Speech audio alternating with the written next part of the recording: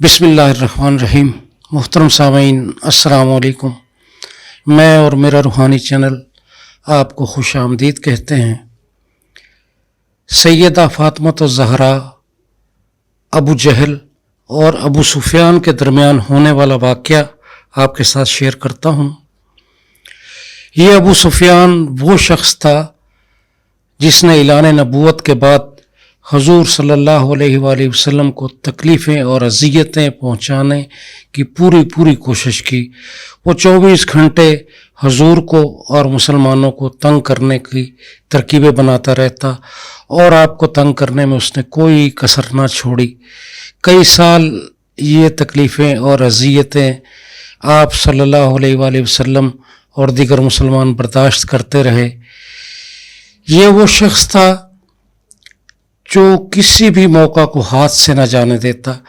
حضور اللہ کے حکم سے ہجرت کر کے مدینہ چلے گئے تو اس نے یہاں بیٹھ کر وہاں بھی اپنی سازشیں اور شرانگیزیاں جاری رکھی، اور یہی وہ شخص تھا جس کی شرانگیزیوں اور شرارتوں کی وجہ سے کفار اور مسلمانوں کے مابین پہلی جنگ ہوئی جو جنگ بدر کے نام سے مشہور ہے۔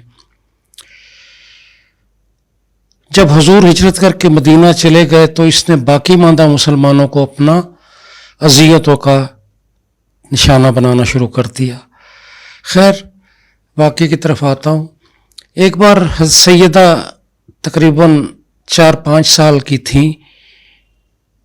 کسی بات پہ ابو جہل نے ایک زوردار تھپڑ آپ کے چہرے پر مارا۔ تھپڑ اتنی زور سے لگا کہ آپ کے کان کی بالی کان سے نکل کر دور جا گری۔ تکلیف اور اذیت کی وجہ سے آپ نے رونا شروع کر دیا، اور سیدہ روتی روتی اپنے والد بزرگوار جناب محمد صلی اللہ علیہ وآلہ وسلم کی خدمت میں حاضر ہو گئیں کہ بابا، مجھے ابو جہل نے تھپڑ مارا ہے۔ آپ اپنی بچی کو بہت چاہتے تھے۔ حضرت فاطمہ سے ان کو بے حد محبت تھی۔ آپ کے چہرے پر یہ سن کر اذیت اور صدمے کے آثار ابھر آئے، اور آپ نے کہا کہ جاؤ فاطمہ، سارا واقعہ ابو سفیان کو سناؤ۔ ابو سفیان جو اس وقت تک دشمن خدا اور دشمن رسول کے نام سے مسلمانوں میں مشہور ہو چکا تھا۔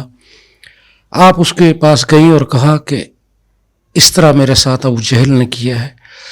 ابو سفیان غصے سے کھڑا ہو گیا اور کہا کہ جاؤ بیٹی، جس طرح اس نے تمہارے منہ پر تھپڑ مارا ہے بالکل اسی طرح تم بھی اس کے منہ پر تھپڑ مارو، اور گھبرانا نہیں، میں ہوں۔ تو بی بی چلی گئی۔ ابو جہل اس وقت بڑے بڑے سرداروں کے درمیان بیٹھا گپے مار رہا تھا۔ بی بی نے جاتے ہی اس کے منہ پر ایک زوردار تھپڑ رسید کیا۔ ابو جہل جو ہے وہ سکتے میں آ گیا اور بالکل حرکت نہ کر سکا۔ بی بی وہاں سے سیدھی اپنے والد محترم کے پاس پہنچی اور کہا، بابا، میں نے اپنا بدلہ لے لیا، میں نے ابو جہل کے منہ پر تھپڑ مار دیا کیونکہ ابو سفیان نے مجھے ایسا کرنے کو کہا تھا۔ حضور صلی اللہ علیہ وآلہ وسلم نے آسمان کی طرف دیکھ کر فرمایا، اے اللہ، ابو سفیان کے اس سلوک کو ہمیشہ یاد رکھنا۔ پھر وہ وقت آیا جب حضور نے ابو سفیان کو عزت اور شرف سے نوازا، حالانکہ وہ اس وقت بھی دشمن تھا۔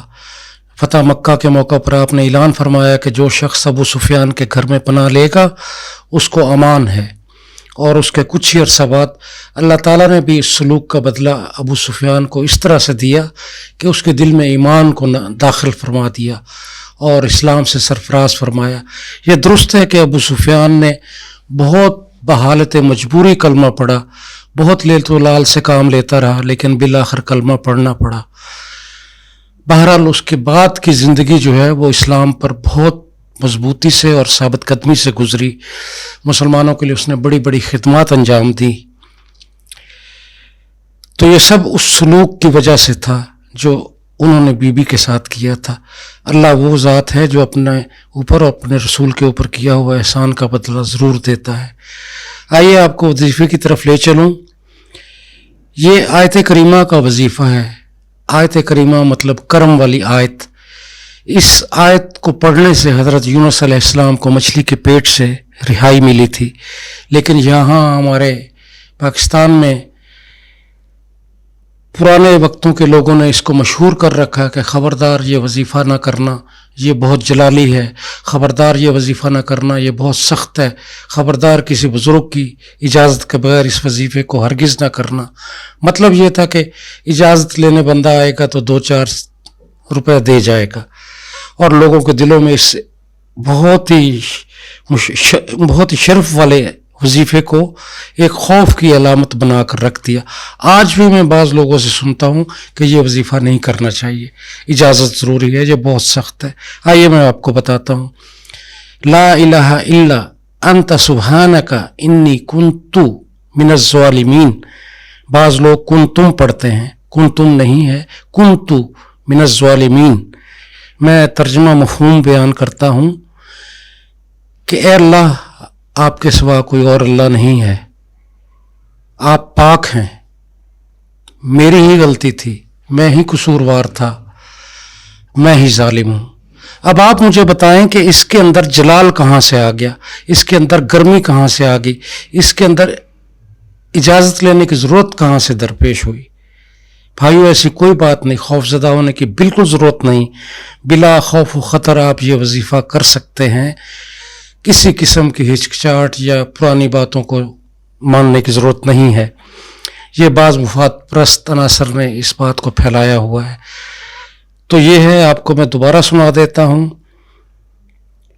चलते फिरते उठते बैठते आपने ये वजीफ़ा करना है, अल्लाह ताला आपकी हर हाजत को पूरा फरमाएंगे। ला इलाहा इल्ला अंता सुब्हानका इन्नी कुन्तु मिनज़ ज़ालिमीन। मुझे अपनी दुआओं में याद रखें। इजाज़त चाहता हूँ। अल्लाह हाफिज़। अस्सलामु अलैकुम व रहमतुल्लाहि व बरकातहू।